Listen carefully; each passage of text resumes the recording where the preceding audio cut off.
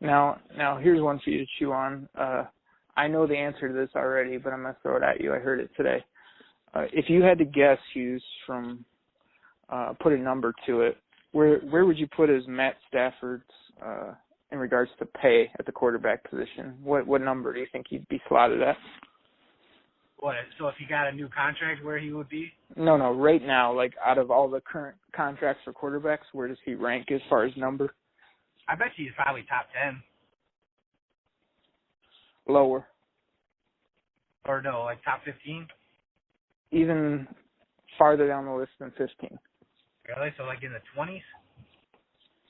I heard today that Matt Stafford is the 19th highest paid quarterback in the league, which kind of surprised me because, you know, he's been getting paid well his whole career, especially off that rookie deal. But when they started breaking down the numbers, I think the top guy is at like 20. The top two is crazy. It's like Carson Palmer at 2 and, oh my gosh, who was 1?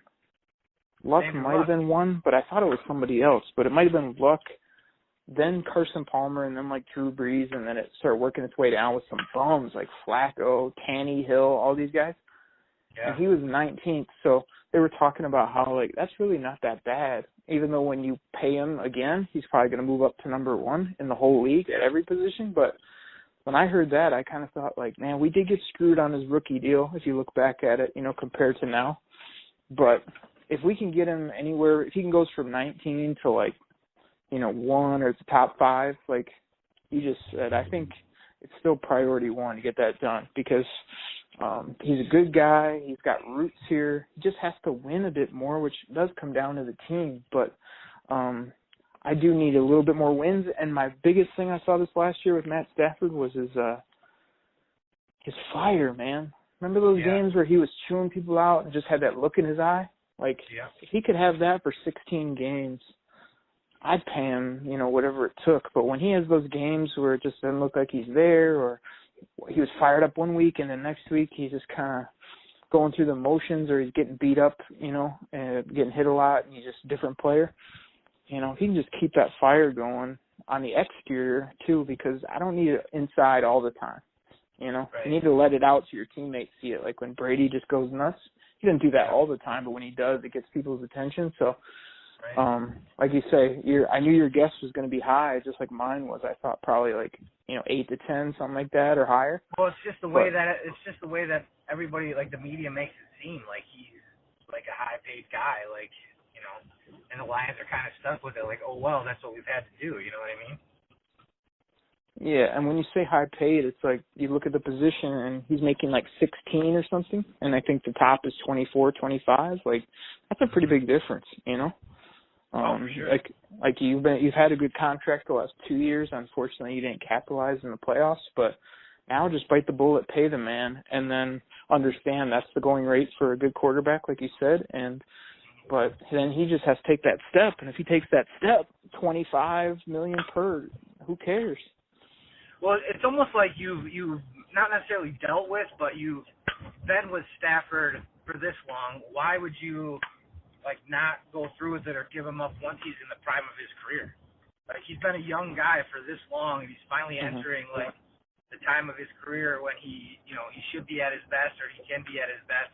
Like, why would you not want to see through that if you've seen through all the quote-unquote garbage to get to this point, all the hurt seasons and all the, like, the stat Patford or whatever Koolaid calls him or whatever? Like, now that he's in the prime of his career, this is when you need to pay him, and this is why you drafted him, is to get to this point. Because if you put enough pieces around him, there's no doubt I feel like he could win playoff games and get you to the Super Bowl. There's no doubt.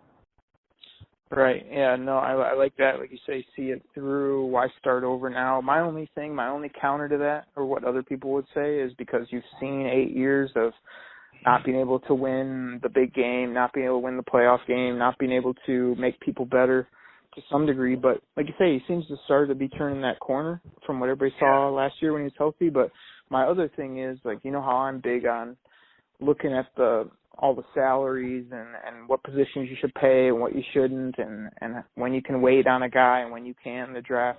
Like, I think it's weird. Everybody says you just pay your quarterback and that's it. But if you really look at it, if you look at these teams that have been winning, Seattle, I'm trying to think when Kaepernick got them to the Super Bowl, it's because they paid a quarterback. Like literally, if you can get a quarterback in the third round that turns out to be good, they're making literally like I think it's $600,000 or $1.5 million. That's it. You know what I mean? So all the rest of that money can go to other places. So I think that's the counter is that you can pay your quarterback anything and then figure it out. But if you can find a gem, then you can pay a defensive end, a linebacker, 2 nasty safeties. You can pay a running back, all these other spots that you can't pay when a guy's making 25. So I guess that's my other thing. Not saying that I want to go that route, but that's the difference is moving that $25 million around rather than giving it to one person. But if you're going to give it to one person, I guess it needs to be the QB. Well, that's the thing is you have to either be confident enough in your scouting department or your GM that if the opportunity presents itself, you're going to find a quarterback like Russell Wilson that you can add to an already nasty defense to make a Super Bowl team. Because, like, if you throw Tyrod Taylor or Jay Cutler on Seattle, are they going to be as good as they are with Russell Wilson? Probably not. But you found Russell Wilson. You found a diamond in the rough. And that's really what got them over the top because, like you said, they spent all that money on defense with bringing in Bennett and Averill and, all those guys.